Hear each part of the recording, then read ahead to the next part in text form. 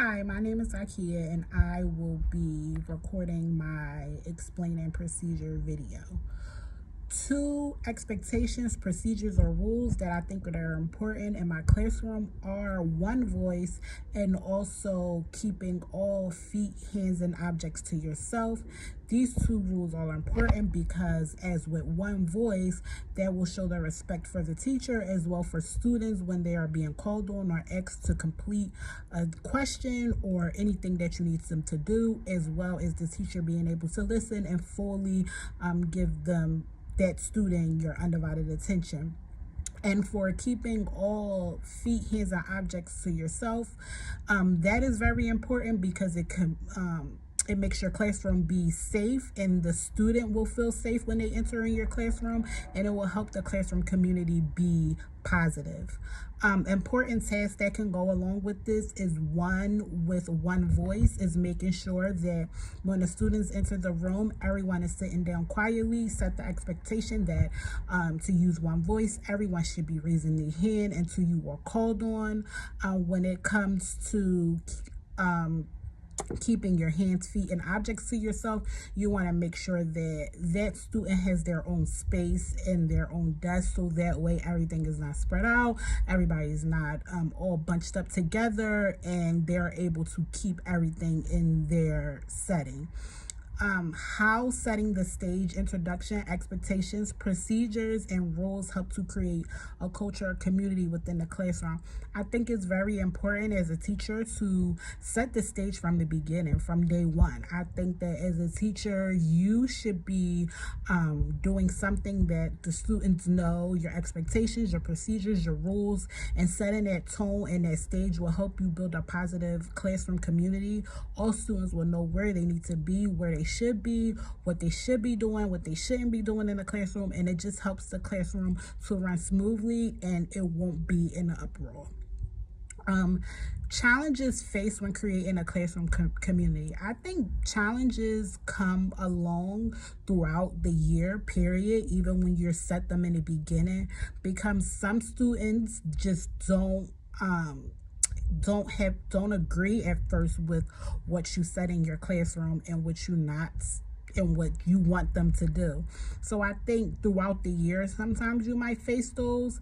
I also believe that with challenges, that if you just think about their students, sometimes you can set a rule and then you meet a student and you know, like, this rule does not apply to this student because something else just comes up and this student just cannot follow this rule. It's up to us as a teacher to be able to think quick on our feet and help them to mend the rule a little bit so that that student can be successful with that rule. Specific strategies to establish discipline, rewards, consequences in the classroom. I know for me, I teach high schoolers, so in my classroom with high schoolers, I just lay down what is supposed to happen. I also have like this point system that we use in a classroom, and it goes up to 100, and there are daily points, and you can get up to 5, and within that classroom you get 5 per day. So at the end of the week you should have about 20, and we go up to 100, and once we get to 100, everybody knows that you get a homework pass. So that's the only thing that we do in my room, and they know, like, once we get to 100 or 20, we get a homework pass, and this allows for students to be responsible and also be able to have a voice in their classroom community, because some students could be the same students that maybe not help them get to the 5 points that day, and they have to say, hey, we want to get the free homework pass, we need to do so and so. So those are some of the strategies that I use. How is the use of technology promote community and authentic learning experience? I think in this times, having technology is very important because our students vibe with technology. Also, it's able to make you feel transparent, and it helps them to learn, because having something positive and that they like to do will make them learn more. I know for me, I used technology before the pandemic. So my students, I teach Voc, so my students would come in and they would clock in.